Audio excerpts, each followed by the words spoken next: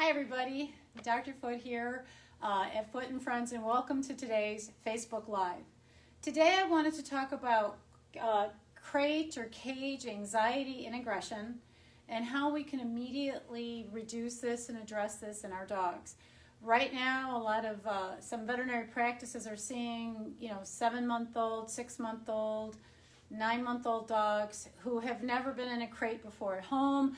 They haven't learned confinement, and maybe they're coming in for possibly a neutering procedure, or maybe sometimes they're having to stay for part of the day with working out, the curbside care and managing the day at the practice, because these practices are extremely busy. So drop-offs, are an option. But when the dog gets in the crate or in the cage, either way, they immediately start digging, or they're digging at the bars, they're digging at, the door that closes, and they're getting upset. So I'm going to talk about how to, first of all, identify what the triggers are and how to immediately reduce this in the veterinary practice, and then also what pet owners should be doing at home and every day with every meal right now to help prepare their dogs to be well behaved. So first of all, we're going to have our handouts here. Sorry, I'm stepping off camera.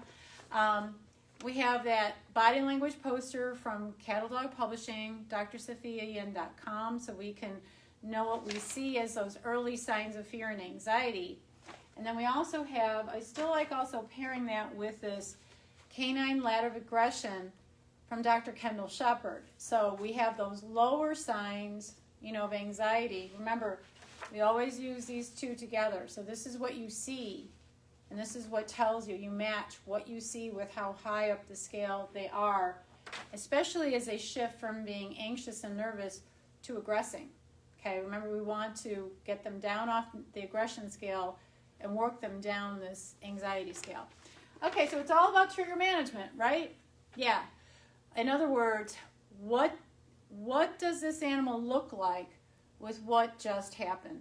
So let's first talk about, say, I've got Bella here, and I'm going to bring her out here in a minute. But let's just talk about, the crate itself and the cage itself. So just say as a for example, if in a home, it's time for the dog to go in the crate, because the client has to leave for work, or maybe they just need a break for the day, the dog's been barking a lot or something like this.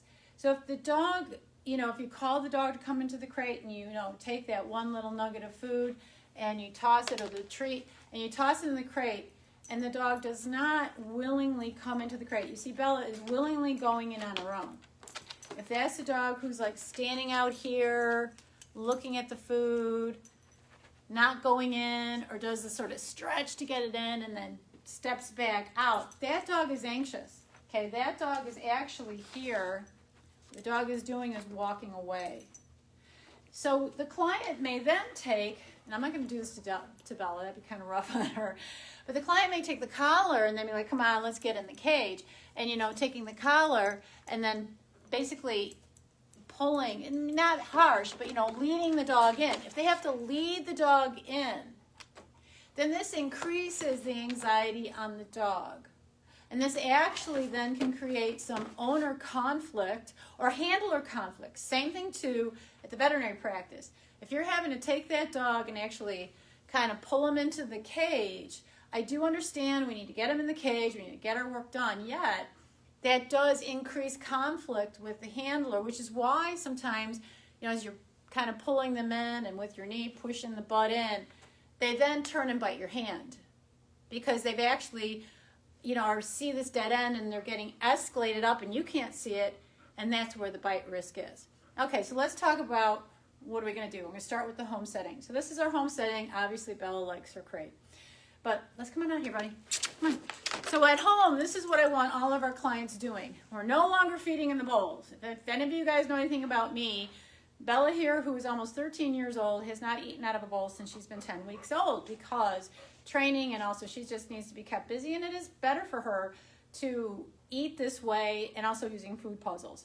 So she doesn't get treats, and she might get a treat once in a while in food puzzle, but primarily her food. Anyway, the drill will be this. Every day, whatever level that the dog will come willingly toward the crate is a starting point. Because remember, the trigger is identifying what just happened when the dog starts to look anxious. Let's just say we've got the hovering dog. Let's pretend Bella's hovering here. You kind of can see her in the lower part of the camera. So I want the client to take the food and start tossing it where the dog is at. I want that dog to already get up to eating, because eating pretty much means happy, where the dog is at, because that was the point where the dog was getting nervous. So we're going to de-escalate the dog. Because for the dog, the trigger is the sight of the crate.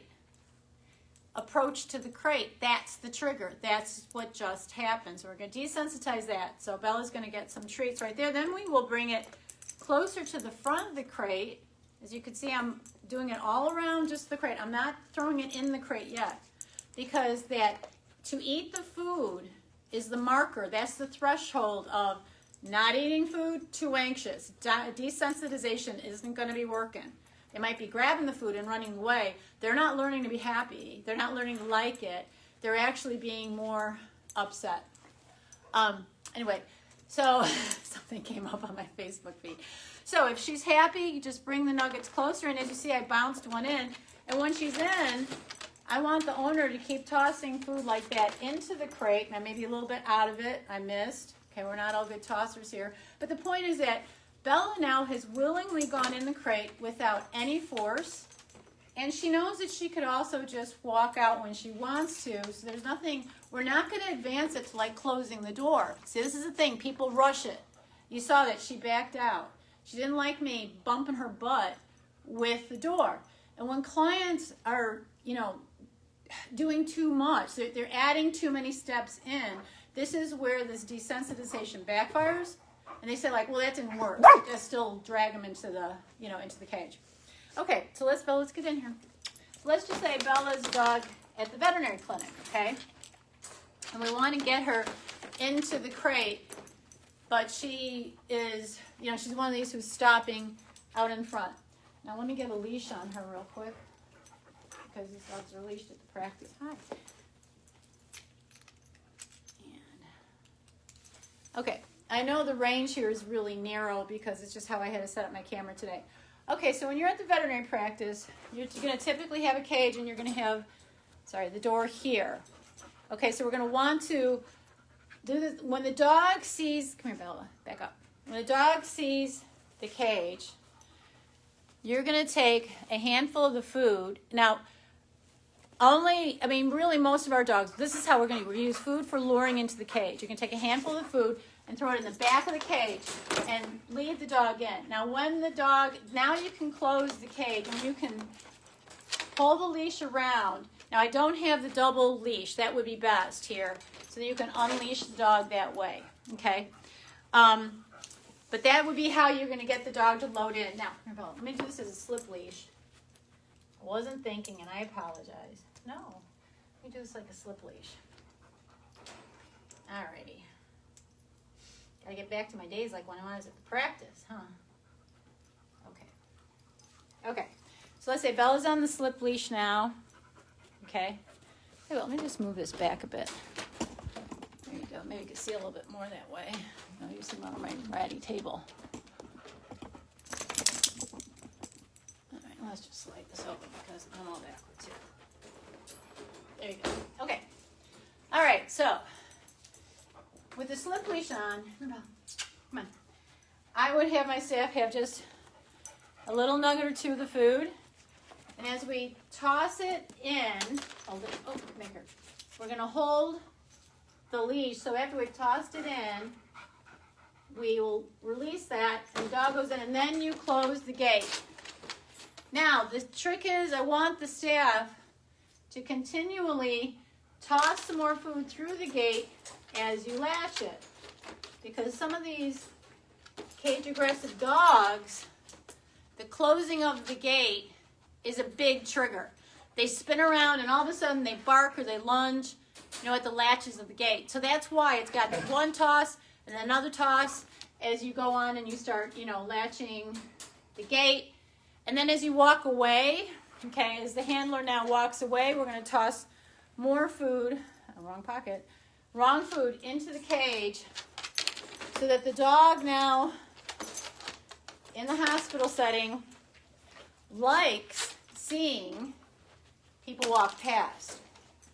Because part of this whole crate and cage anxiety in the veterinary setting is not only about not liking the cage, but it is also, get over here, it's also about the stimulus of people going by, and the dog is anticipating other dogs are going to, walk by, and they may be aggressive about other dogs. So we have multiple triggers in the veterinary clinic setting, which is causing the dog to be digging at the crate, frustrated about the barrier and what they're seeing. And you can't eliminate all of those triggers, but you have to then be ready to immediately give the dog like a reward, make it good for the dog before he started mouthing the gate in the crate. But even if he's already digging at the floor of the crate, bombing in a handful or two of food whenever you go by,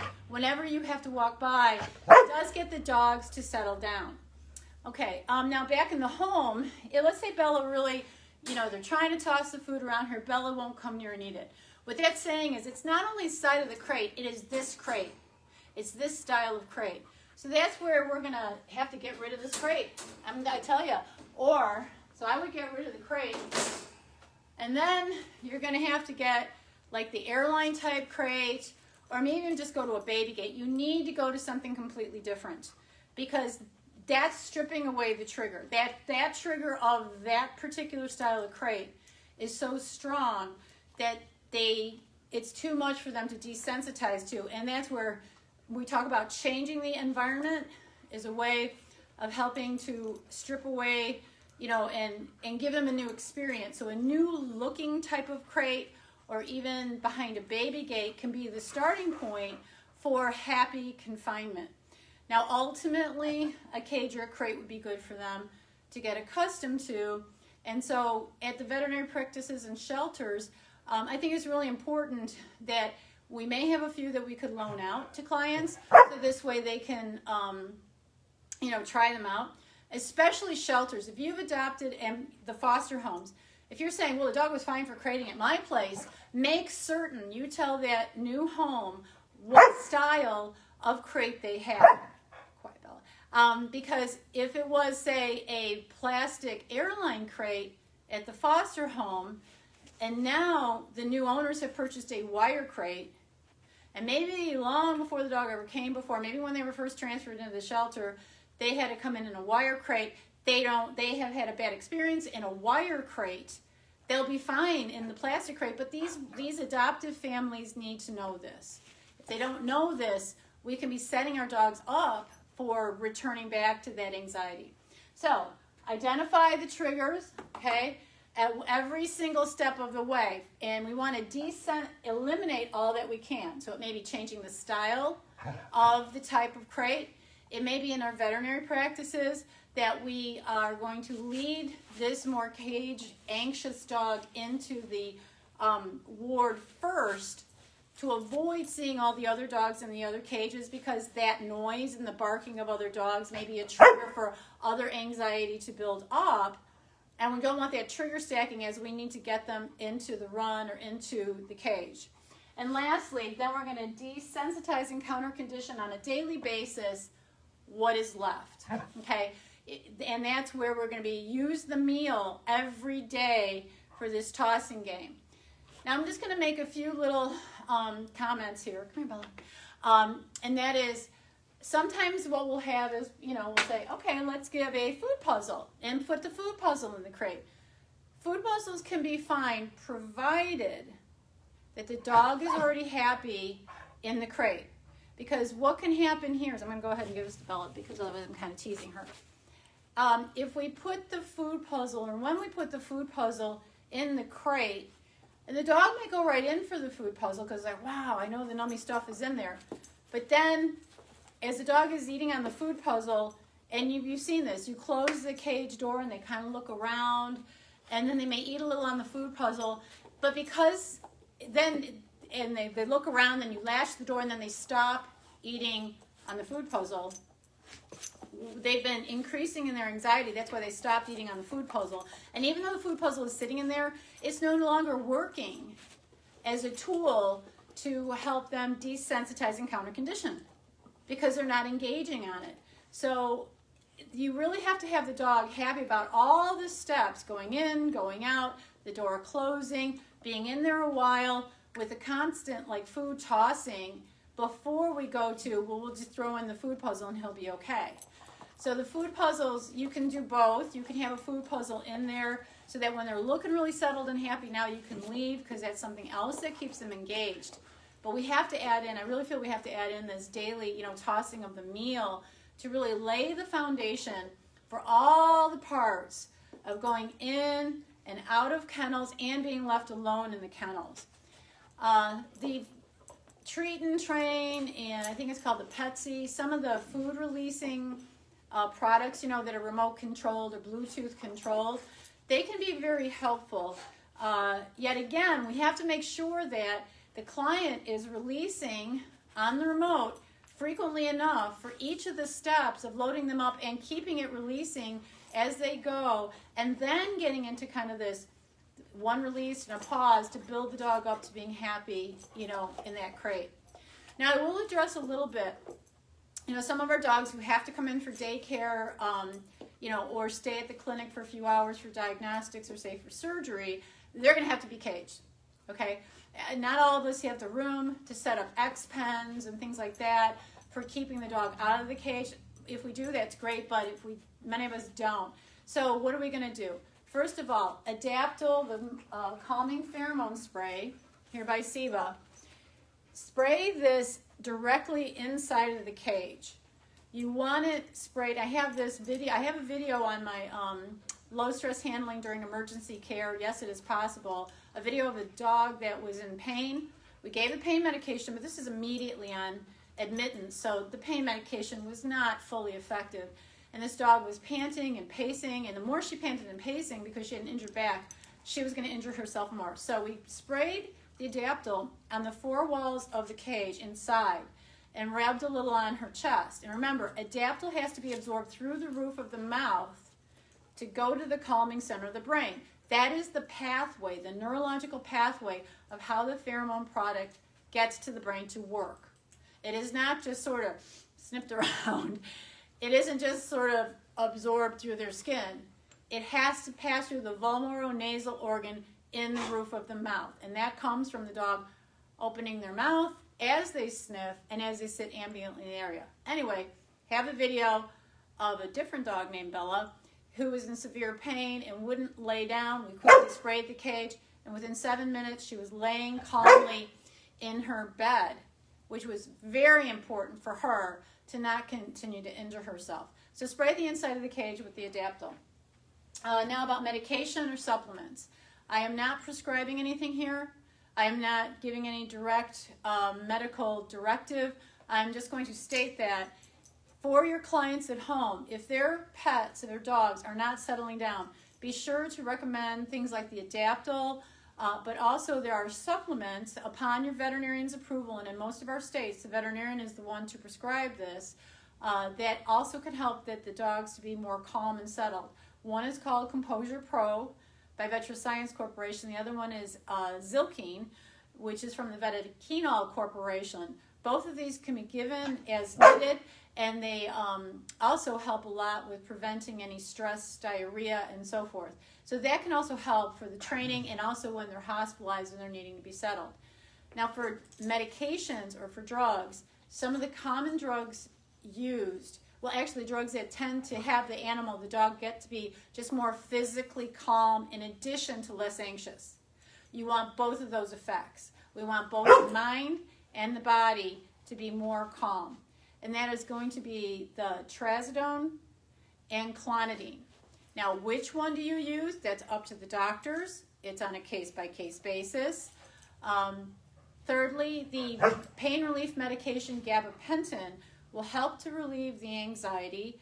In our older dogs, it may cause some sedation, but that can also be added in with some of the other medications. So for our surgical patients, I think adding in gabapentin before surgery, like the night before, helps not only with reducing pain on recovery, it can also help to reduce any kind of post-recovery agitation in the cage or even before they're, first induced for anesthesia.